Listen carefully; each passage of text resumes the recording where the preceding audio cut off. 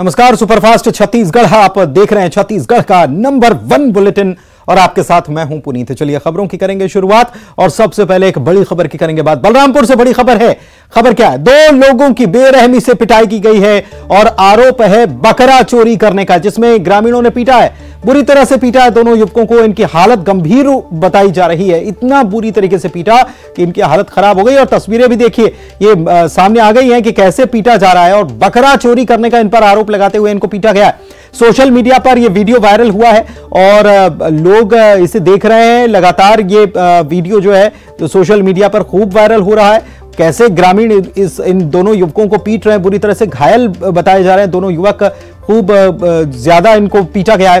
रामकोला का यह वीडियो बताया जा रहा है। अब ये तस्वीरें जब वायरल हुई हैं तो तमाम तरीके के सवाल उठ रहे हैं। कौन ये लोग हैं? क्या वाकई में इन्होंने चोरी की है? और अगर चोरी की भी तो पुलिस तक मामला पहुंचना चाहिए था, लेकिन इंसाफ करने वाले ये लोग कौन हैं जो हाथ में कानून ले रहे हैं और पीट रहे हैं इन दोनों युवकों को? बुरी तरीके से पूरे ग्रामीण इकट्ठा होकर इन दोनों युवकों को पीटते हुए नजर आ रहे हैं। बलरामपुर से यह खबर आपको बता रहे हैं। रामकोला का यह वीडियो बताया जा रहा है और आरोप यह है कि बकरा चोरी इन्होंने किया। इसके आरोप में इनको बुरी तरीके से ग्रामीण बेरहमी से पीटते हुए नजर आ रहे हैं और दोनों युवक गंभीर रूप से घायल हो गए हैं।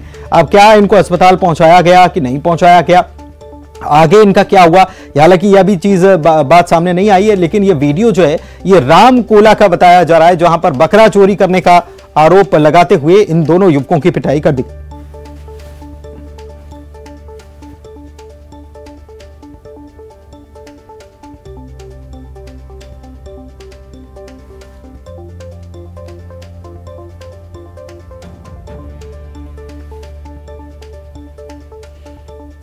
तस्वीरें आपको दिखा रहे हैं कि कैसे यहां पर लोग कानून को हाथ में ले रहे हैं और आरोप लगाते हुए कि इन्होंने बकरे की चोरी की है। क्या पुरुष तो यहां पर ज्यादा संख्या में नजर आ रहे हैं, लेकिन हैरानी की बात यह है कि इन्हें रोकने वाला कोई नहीं है। इन ग्रामीणों के बीच कोई रोकने वाला नहीं है। और देखिए, सभी के सभी ये युवक और जो पुरुष नजर आ रहे हैं, सभी बच्चे भी हैं इसमें कुछ छोटे, और ये भी पीटते हुए नजर आ रहे हैं। इन दोनों युवकों पर लात घूसे बरसाते हुए नजर आ रहे हैं। एक तरफ एक युवक की पिटाई की जा रही, तो दूसरी तरफ एक कमरे से दूसरे युवक को भी निकाला जाता है। देखिए, अभी तस्वीरें हम आपको दिखा रहे हैं लगातार की वीडियो जो है वो खूब वायरल हो रहा है सोशल मीडिया पर, और ये इसको नीचे पटक कर और बुरी तरीके से ये पीटते हुए नजर आ रहे हैं। सूरज गुप्ता हमारे संवाददाता बलरामपुर से जुड़े हुए, उनसे बात करते हैं। सूरज, ये कौन लोग हैं? क्या वाकई में इन्होंने चोरी की, इस वारदात को अंजाम दिया? अगर दिया भी तो पुलिस तक मामला पहुंचा क्यों नहीं? और बुरी तरह से घायल हैं तो इनकी स्थिति क्या है? जी, मैं बता दूं कि रामकोला के गोरगी का यह वीडियो बताया जा रहा है, जो बलरामपुर जिले के सूरजपुर सरहद पर स्थित है, जहां बकरा बकरी चोरी के शक पर ग्रामीणों ने इन 2 लोगों के साथ बेरहमी से पिटाई की है। मारपीट का वीडियो सोशल मीडिया पर तेजी से वायरल हो रहा है, जहां गांव में मौजूदा ग्रामीणों ने पहले इन दोनों युवकों को पकड़ा, फिर बेरहमी के साथ इनके साथ मारपीट करने लगे। जहां पर वहां मारपीट किया गया, उन्हें काफी चोट लगी है। यह दोनों युवक कहाँ के हैं फिलहाल इसकी पहचान नहीं हो पाई है। वहीं मारपीट के दौरान कुछ लोगों ने इसका वीडियो भी बना लिया, जो अब सोशल मीडिया पर तेजी से वायरल हो रहा है। वहीं पुलिस तक अब तक बात नहीं पहुंची है। बहरहाल जिस तरीके से मामला सोशल मीडिया पर वीडियो वायरल हो रहा है, यह देखने वाली बात है। और रही बात नियम कानून को, तो लोग नहीं, लेकिन सूरज, सवाल यह है कि इन युवकों की स्थिति गंभीर जब बताई जा रही है, अस्पताल पहुंचे ही कि नहीं पहुंचे, पहचान नहीं हो पाई, आप बता रहे हैं? जी, अब तक इनकी पहचान नहीं हो सकी है। जो वीडियो वायरल हो रहा है उसमें इसकी पुष्टि नहीं हो पाई है कि युवक कहाँ के थे। ठीक है, बहुत शुक्रिया आपका सूरज इस जानकारी के लिए। तो यह भी पता नहीं चल पा रहा कि युवक कहाँ के हैं और पुलिस तक भी मामला अभी तक पहुंचा नहीं है। वीडियो वायरल हो रहा है, उसकी खबर हमने आपको बताई। भिलाई से बड़ी खबर बता रहे हैं, जहां पर भिलाई इस्पात संयंत्र प्रबंधन की एक बड़ी कार्रवाई यहां पर देखने को मिली और 9.5 एकड़ जमीन को कब्जा मुक्त कराया गया है। 12 करोड़ की जमीन से कब्जा हटा लिया गया। नेवई क्षेत्र में अभियान चलाया गया और 4 ईंट भट्टों को सील कर दिया गया। कई अवैध कब्जों को जेसीबी से हटाया गया। लगातार कार्रवाई भिलाई स्टील प्रबंधन जो है उसकी तरफ से लगातार जो अवैध रूप से अतिक्रमण है उसको हटाने की कार्रवाई हम बीते दिनों से देख रहे हैं। भारी पुलिस बल की मौजूदगी हालांकि इस दौरान रही और यह पूरी कार्रवाई अंजाम दी गई। 12 करोड़ की जमीन बताई जाती है, इसकी कीमत बताई जाती है और 9.5 एकड़ जमीन पर से कब्जा हटवा लिया गया। मिथिलेश हमारे संवाददाता हमारे साथ जुड़े हुए फोन लाइन पर, उनसे बात करते हैं। मिथिलेश, हम देख रहे हैं कि बीएसपी की तरफ से जो है वो लगातार अतिक्रमण हटाने के लिए कार्रवाई की जा रही। बीते दिनों से हमने देखा था कुछ जगहों पर बवाल हुआ, अभी कुछ दिनों पहले भी कार्रवाई की गई थी और आज एक बार फिर से कब्जा मुक्त कराया गया जमीन को। निश्चित रूप से लगातार भिलाई इस्पात संयंत्र प्रबंधन इस तरह की कार्रवाई कर रहा है ताकि जो लंबे समय से काफी कब्जा हो गए हैं बीएसपी की भूमि पर, उनको हटाया गया। आज संपदा न्यायालय के आदेश पर भिलाई इस्पात संयंत्र और उनके सहयोगी टीम करीब 100 का दल वहां पर पहुंचा और 4 ईंट भट्टों को वहां पर सील कराया गया। इसके साथ ही जो भी अवैध कब्जा थे उनको जेसीबी के माध्यम से तोड़ा गया और इस तरह से करीब 9.5 एकड़ भूमि को खाली करवाया गया है, जिसकी बाजार की मूल्य करीब 12 करोड़ रुपए है। तो इस तरह से भिलाई इस्पात संयंत्र लगातार कार्रवाई कर रहा है और एक संदेश दे रहा है कि जब अब जो है भिलाई इस्पात संयंत्र की भूमि पर जो भी कब्जा किया जाएगा उसको बख्शा नहीं जाएगा और लगातार इस तरह की कार्रवाई की जाएगी। जी, बहुत शुक्रिया आपका इस जानकारी के लिए मिथिलेश। और धमतरी से बड़ी खबर बता देते हैं दर्शकों को, जहां पर आग लगने की घटना सामने आई। आग कहां पर लगी? झोपड़ी में आग लगी है। सिहावा रोड में ये झोपड़ी में आग लगने की खबर सामने आई। दमकल की गाड़ी ने आग को हालांकि काबू में कर लिया। फायर ब्रिगेड की टीम का यह कहना है कि बिजली विभाग पर उन्होंने आरोप लगाया है, सूचना के बावजूद यहां पर बिजली बंद नहीं की गई। तो यह एक बड़ी खबर अपने आप में ऐसे हो जाती है कि दमकल विभाग, एक विभाग दूसरे विभाग पर यह आरोप लगा रहा है कि आग लगने जैसी घटना सामने आती है और इसको बुझाने के लिए सबसे जरूरी है कि बिजली की सप्लाई को पहले बंद किया जाए। लेकिन बिजली विभाग को कहा गया और बिजली विभाग ने यहां पर बिजली की सप्लाई बंद नहीं की। दमकल की गाड़ी ने हालांकि आग को काबू में कर लिया। गाड़ी में जो कर्मचारी मौजूद थे मौके पर पहुंचे और तुरंत इस आग को बुझाया गया। झोपड़ी में आग लगी थी, लेकिन बिजली विभाग पर गंभीर आरोप कि सूचना के बावजूद बिजली की सप्लाई को बंद नहीं किया गया।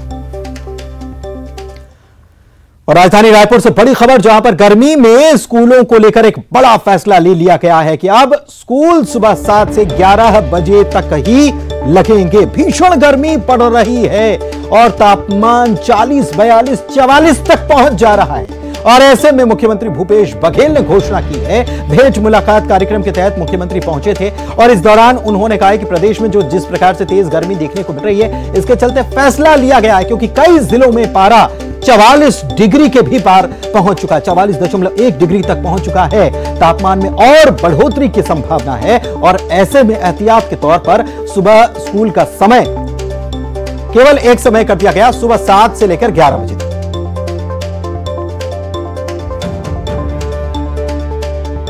और युगल हमारे संवाददाता हमारे साथ इसी खबर पर जुड़े हुए हैं, उनसे बात करते हैं। युगल, गर्मी का मौसम आ चुका है और गर्मी में हम देख रहे हैं कि तापमान इस बार जो है वो तेजी से उछाले मार रहा है। 44.1 डिग्री तक छत्तीसगढ़ में तापमान दर्ज किया गया। इसी के चलते यह फैसला लिया गया। बड़ा फैसला है, बच्चों के लिए बहुत राहत की बात कही जा सकती है। सुबह 7 से 11 लगेगा स्कूल। अब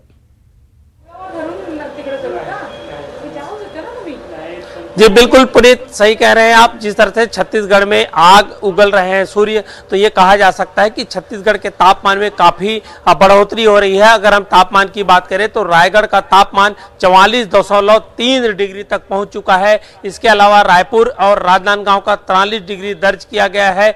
40 डिग्री तापमान है जगदलपुर का पहुंच गया है। 39 डिग्री अंबिकापुर का पहुंचा है। तो ये कहा जा सकता है कि प्रदेश के अलग अलग जिलों में 44 डिग्री के आसपास भी तापमान दर्ज किया गया है। तो इस तरह कहा जा सकता है कि छत्तीसगढ़ में काफी गर्म जो लू के थपेड़े हैं वो चल रही है और मौसम विभाग ने इसके लिए बाकायदा अलर्ट भी जारी किया था और हीट स्ट्रोक होने की संभावना लगातार बढ़ रही है, क्योंकि छोटे बच्चे हैं तो वो स्कूल जाते हैं और भीषण गर्मी में पढ़ाई करना काफी दिक्कतों का सामना उनको करना पड़ रहा है। जब पंखा भी अगर स्कूल में चलता है तो तेज गर्म हवाएं आती हैं, उनके जो तेज हवाओं की वजह से काफी परेशानी होती है। मुख्यमंत्री बिल्कुल सही बात है। और 44 डिग्री अगर टेम्परेचर पहुंच जाए, 43-44 हो जाए तो कूलर तक काम करना बंद कर देते हैं और ऐसे में लोग खासे परेशान हैं। बच्चों के लिए ये रात वाली खबर कही जा सकती है। सुबह 7 से 11 बजे तक स्कूल लगेगा। बहुत शुक्रिया आपका।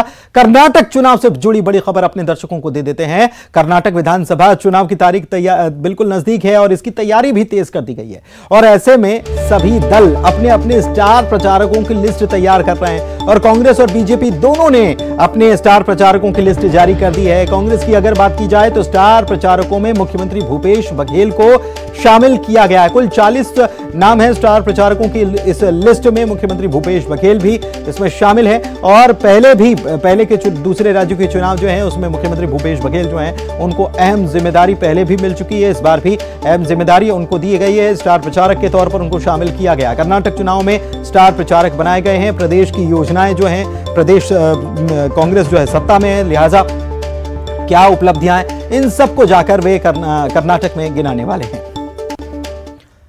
और मुख्यमंत्री भूपेश बघेल रायपुर के गुढ़ियारी गोगांव में भेंट मुलाकात कार्यक्रम में भी शामिल हुए। इस दौरान छत्तीसगढ़ महतारी की आदमकद प्रतिमा का उन्होंने अनावरण किया और रायपुर पश्चिम विधानसभा क्षेत्र में 121 करोड़ से ज्यादा के विकास कार्यों का लोकार्पण शिलान्यास किया, उनके द्वारा किया गया। इस कार्य में हीरापुर जरवाय में C&D प्लांट का भी लोकार्पण हुआ है। यहां पर मलबों की प्रोसेसिंग कर पेवर ब्लॉक्स, टाइल्स और ड्रेन कवर का निर्माण किया जाएगा। मुख्यमंत्री ने कहा कि शहरों में निर्माण गतिविधियों में बढ़ोतरी होने से तोड़फोड़ और अन्य प्रक्रियाओं से निकलने वाले निर्माण और विध्वंस के मलबे का उचित प्रबंधन इससे हो पाएगा। यानी कि जो मलबा, अगर साधारण भाषा में कहा जाए तो मलबा जो निकलता है उससे ये पेवर्स, टाइल्स बनाई जाएंगी। मुख्यमंत्री भूपेश बघेल ने चौपाल कार्यक्रम में जनता से मुलाकात की और लोगों की समस्याओं को सुना, उसका समाधान करने के निर्देश दिए।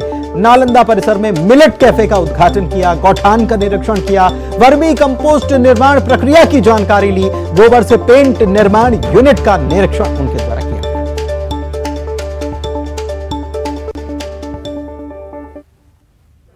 अटारी के मंदिर में पूजा अर्चना करने के बाद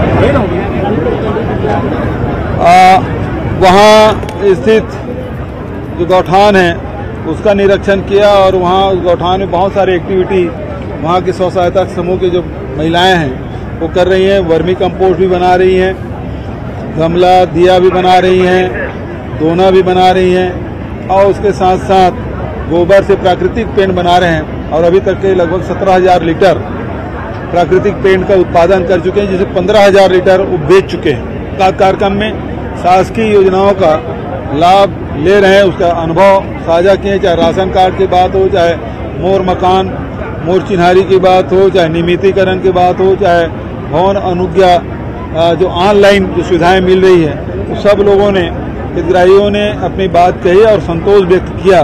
बहुत सारे जो नौनी सशक्तिकरण योजना है, मुख्यमंत्री सुपोषण योजना है और ओलंपिक, छत्तीसगढ़िया ओलंपिक है, उन सारे योजनाओं का लोग लाभ उठा रहे हैं। पश्चिम में सभी प्रकार के जो शासकीय कार्यक्रम है उसका सही ढंग से क्रियान्वयन भी हो रहा है और लोग उसका लाभ भी उठा रहे हैं। मोबाइल मेडिकल यूनिट के जबरदस्त लाभ लोग उठा रहे हैं। श्री धन्वंतरी योजना के भी लाभ उठा रहे हैं। मुख्यमंत्री विशेष सहायता योजना भी लोगों ने लाभ उठाया, उसकी जानकारी सब साथियों ने दी। इधर मुख्यमंत्री ने जनगणना न होने को लेकर एक बार फिर से सवाल उठाया और इस मुद्दे को लेकर केंद्र सरकार पर निशाना साधा। कहा कि भेंट मुलाकात कार्यक्रम के दौरान बड़े पैमाने पर बीपीएल के लोगों के कार्ड नहीं बन पाने की शिकायतें आ रही हैं। केंद्र सरकार से मांग के बावजूद मतगणना नहीं कराई जा रही है, जनगणना नहीं कराई जा रही है, माफ कीजिएगा। मुख्यमंत्री ने एक बार फिर से केंद्र से जनगणना कराए जाने की मांग की है।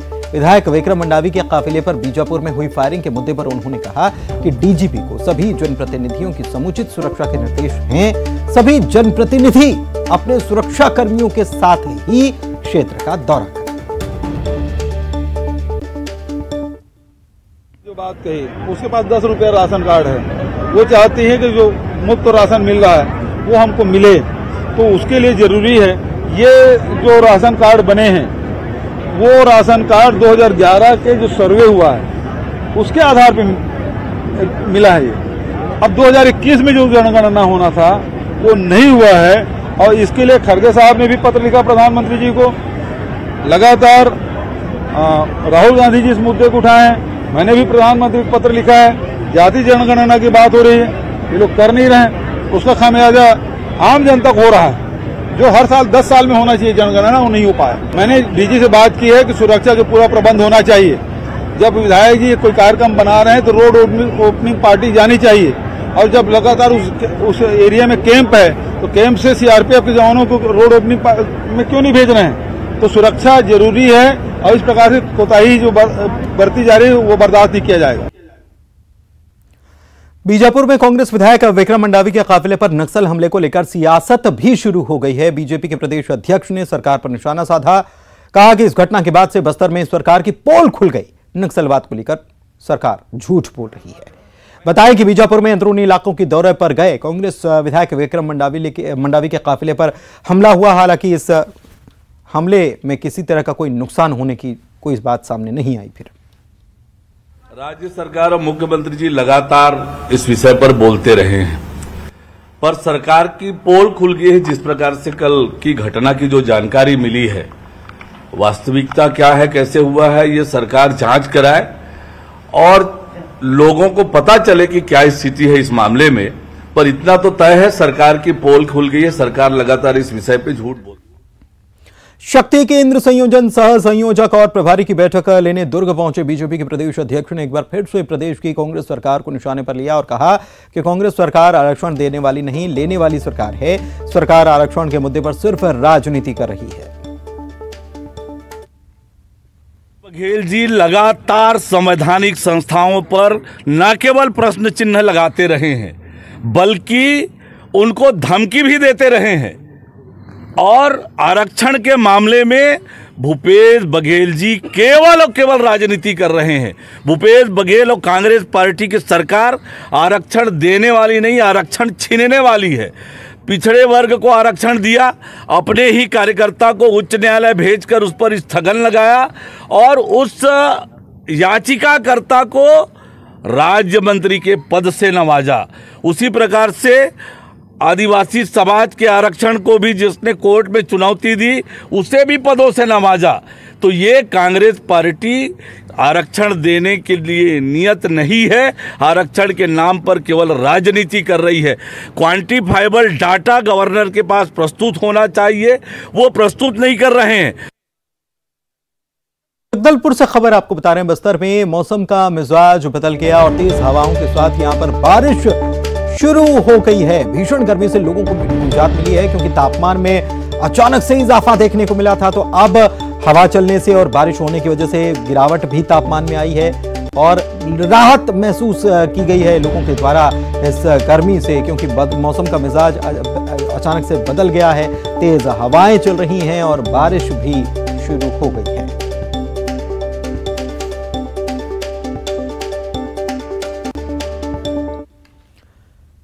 और आइए अब नजर डालते हैं 25 सेकंड में खबरों पर।